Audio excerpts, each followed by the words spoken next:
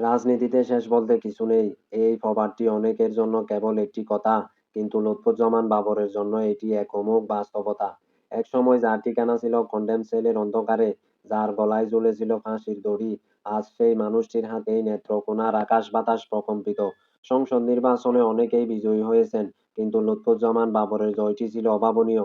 নেত্রকোনা ৪ আসনের মানুষ যেন এক নীরব বিপ্লব ঘটিয়েছিলেন। শুধু জয় নয়, এটি ছিল এক পাক্ষিক ভালোবাসার বহিঃপ্রকাশ। লুৎফুজ্জামান বাবরের নির্বাচনী আসনে ১৯১টি কেন্দ্রের মধ্যে কোনো একটি কেন্দ্রেও হারেননি তিনি। দীর্ঘ ১.৫ দশকের বন্দি জীবন, মৃত্যুর পরোয়ানা মাথায় নিয়ে অপেক্ষার প্রহর গোনা, যে মানুষটিকে রাজনীতিতে থেকে মুছে ফেলার সব ফাঁদ বসানো হয়েছিল, ভাগ্য বিধাতা তাকেই ফিরিয়ে আনলেন রাজকীয়ভাবে। ফাঁসির মঞ্চে ঠিক উল্টো পিঠেই সংসদের গালিচা বিছানো ছিল, তা হয়তো অতি বড় রাজনৈতিক বিশ্লেষকরাও কল্পনা করতে পারেনি।